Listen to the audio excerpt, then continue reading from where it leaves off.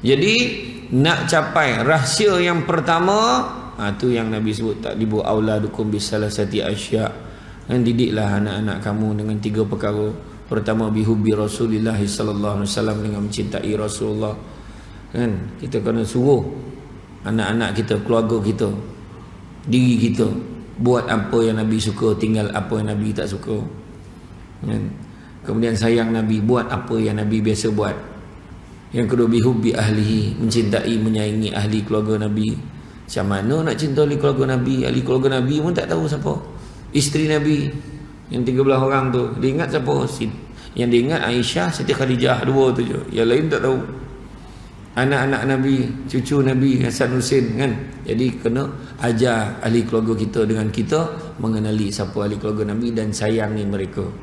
Dan yang ketiga disebut bi qiraatil Quran, dengan membaca Al-Quran banyak-banyak. Bacalah Quran, memahami maknanya. Sebab macam kita lah, bila tengok satu buku lah kan, macam mana kita faham satu buku, kita nak cuba faham apa yang penulis tu cuba sampaikan. Kita baca buku. Orang perempuan dia rajin lah baca novel. Dia tengok apa sebenarnya kisah nak disampaikan. Macam tu juga dalam Quran. Kalau kita main baca je tapi tak pernah nak usaha fahami isi kandungan macam mana mungkin kita tahu apa sebenarnya yang Allah Ta'ala nak kita sampaikan. Kita datang majlis ilmu ni pun, apa disampaikan oleh penceramah-penceramah dalam masjid ni, semuanya pasal tu lah. Apa yang telah pun Allah Ta'ala beritahu dalam Quran, apa yang Nabi sampaikan, jadi kita laksanakan. Sebab tu kita tengok dah kata dah, bersatulah, wa'tasimu bihablillahi jami'an wa la tafarraqu, berpegang teguh pada tali Allah, bersatu, kan? Dan janganlah berfirqah-firqah, jangan berpecah-pecah. Dah beritahu dah, tapi ada yang tak faham. Ada yang tak faham. Bila tak faham susahlah. Tu sebab buat hal sendiri tu, kan? Ada dia jadi apa? Ada istilah orang Melayu sebut kau sumbang, kan? Buat hal dia, campur orang tidak, apa tidak, buat hal sendiri. Dia bukan tak senang hidup dia, tetapi baik tak reti, tak campur. Tapi bila susah sampai masanya, perlukan masyarakat juga. Tak ada siapa pun boleh hidup sendiri. Nampak kan? Tu dah tahu. Sembahyang jemaah 27 kali ganda daripada sembahyang seorang pun dah tahu, tapi tetap tak ramai ke setengah masjid. Masjid At-Taqwa ni okey, tempat lain. Kan? Ni New Zealand saya kan ni. New Zealand ni ke mana? Afrika kan. Terasa kan bila dah ramai macam ni, terasa sempit ni. Terasa sempit masjid macam tu kan. Tapi time subuh terasa lapang macam tu terasa lapang. Tapi tak apalah, ikhtiar kan. Jadi sebenarnya rumah Allah ni sama-sama lah kita sayang rumah Allah ni, jaga sama-sama. Tuan-tuan ni bertuah ni dapat surau masjid yang selesa macam ni. Itu sebabnya bila ada usaha-usaha nak menambah baik selesakan masjid ni, kita kena sokong. Itu sebabnya malam ni pun ada tabungan. Tuan-tuan sumbeklah duit banyak. Sebab kita nak cat balik masjid ni dan juga nak tukar kapet. Tukar kapet. Ini kena robot tuan-tuan. Ni kena robot. Ni pun salah satu rahsia keluarga bahagia ni. Sedekah banyak-banyak. Sedekah untuk pasang kapet. Siap kapet besok. Selagi mana orang pakai untuk semayang, kan? Berjalan atas tu pun dapat pahala mengalir pahala, walaupun kita dah jiun, walaupun kita dah padam, dah tak ada lagi dah, dalam kubur dah, mengalir pahala. Mana pula datang pahala ni, kita pun dah tak ingat dah. Rupa-rupanya ada kita sedekah dulu, orang tu guna duit tu buat pintu sekolah. Selagi mana orang buka tutup pintu sekolah tu, selagi tu dapat pahala. Bukan susah benar. Ini kena apa? Malu kita dengan bangsa lain kadang. Malu. Bangsa lain keluar duit untuk bangsa ni, bukan main lagi kita kadang. Bangi bukan main ni. Marah kita mesti bantu.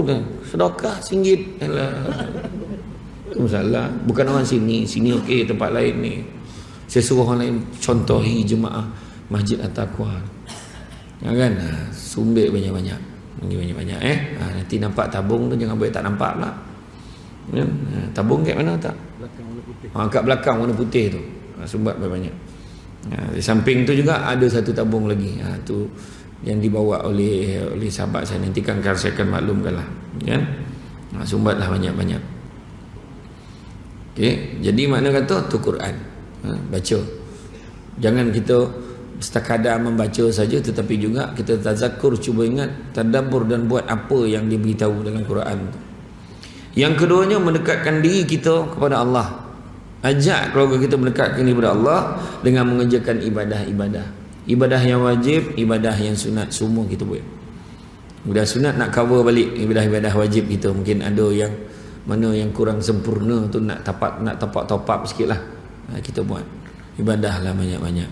Tapi ibadah ni bukan main ikut-ikut aja, kena belajar juga.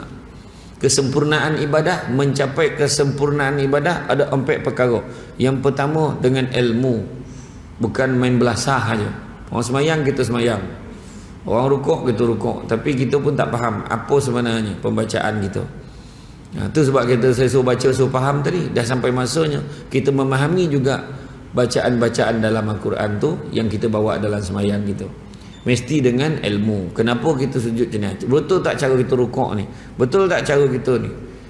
Duduk antara sujud, kaki kita pelipatnya macam mana? Kena tengok. Dan belajar dengan guru. Yang kedua, mestilah ikhlas. Ibadah mesti ikhlas. Nak capai kesempurnaan ibadah, mestilah ikhlas. Yang ketiga, mestilah membawa perubahan kepada perangai dan tindak tanduk kita. Kalaulah kita ibadah-ibadah tapi perangainya tahu ada masalah dengan ibadah kita, mengumpet laju ya, cerita tak elok pasal orang, ada je cerita buruk pasal orang. Ni boleh lepas main maghrib ni menangis-nangis berdoa, habis dia doa langsung dikutuk orang lain. Dia tak boleh pakai lah dia tu, aku tak suka betul dengan orang ni kan, kadang. Kemudian begitu juga mengenai orang, mengena orang, memfitnah orang, macam-macam begini, macam-macam. Nak pula dengan media maya sekarang kan, macam-macam.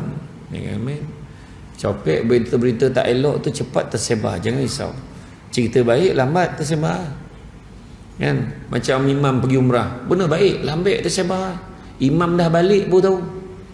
Punya tahu. Imam dah balik berumrah baru tahu imam pergi umrah. Lah pergi umrah ke imam, betul lah lama tak nampak, punya tahu kan. Cuba kalau cerita-cerita tak elok tu, cepat semua update kan. Tu dia.